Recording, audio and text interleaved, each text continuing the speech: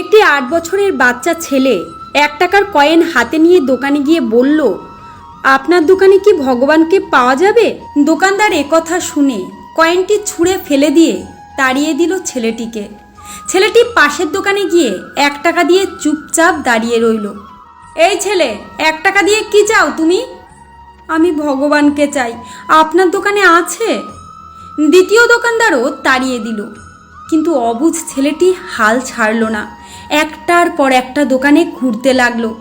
ঘুরতে ঘুরতে ৪০টা দোকান ঘোরার পর এক বয়স্ক দোকানদার জিজ্ঞাসা করলো, তুমি ভগবানকে কিনতে চাও কেন? কি করবে ভগবানকে দিয়ে? এই প্রথম কোনো দোকানদারের মুখে এরকম প্রশ্ন শুনে ছেলেটির চোখে মুখে আশার আলো ফুটে উঠল।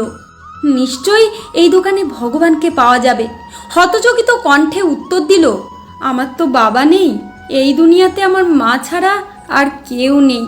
আমার মা সারাদিন কাজ করে আমার জন্য খাবার নিয়ে আসে। আমার মা এখন হাসপাতালে। মা মরে গেলে আমি খাবো কি?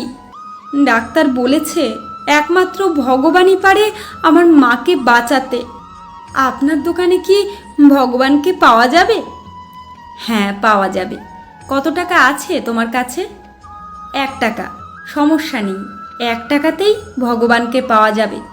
দোকানদার বাচ্চাটির কাছ থেকে ১ টাকা নিয়ে খুঁজে দেখলো ১ টাকায় ১ গ্লাস জল ছাড়া বিক্রি করার মতো কিছুই নেই। তাই ছেলেটিকে ফিল্টার থেকে ১ গ্লাস জল ধরিয়ে দিয়ে বলল, এই জলটা খাওয়ালেই তোমার মা সুস্থ হয়ে যাবে। পরের দিন একদল মেডিকেল স্পেশালিস্ট ঢুকলো সেই হাসপাতালে। ছেলেটির মায়ের অপারেশন হলো। খুব দ্রুতই তিনি সুস্থ হয়ে উঠলেন। ডিসচার্জের কাগজে হাসপাতালের বিল দেখে ছেলেটির মায়ের অজ্ঞান হবার মতো অবস্থা। ডাক্তার ওনাকে আশ্বস্ত করে বলল, টেনশনের কিছু নেই, একজন বয়স্ক ভদ্রলোক আপনার সব বিল পরিশোধ করে দিয়েছেন, সাথে একটা চিঠি দিয়েছেন। মহিলাটি চিঠি খুলে পড়ে দেখল, তাতে লেখা, আমাকে ধন্যবাদ দেওয়ার কোনো প্রয়োজন নেই। আপনাকে তো বাঁচিয়েছেন স্বয়ং ভগবান, আমি তো শুধু উপলক্ষ মাত্র। বরং ধন্যবাদ দিলে দিন আপনার অবুঝ বাচ্চাটিকে, যে ১ টাকা হাতে নিয়ে অবুঝের মতো ভগবানকে খুঁজে বেরিয়েছে। তার বুক ভরা বিশ্বাস ছিল একমাত্র ভগবানই পারে আপনাকে বাঁচাতে। এরই নাম বিশ্বাস, এর নামই ভক্তি।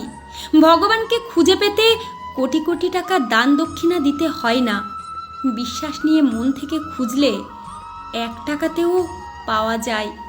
ভগবানে বিশ্বাস রাখুন, নিশ্চয়ই তিনি আপনার সকল দুঃখ দূর করবেন। হরে কৃষ্ণ।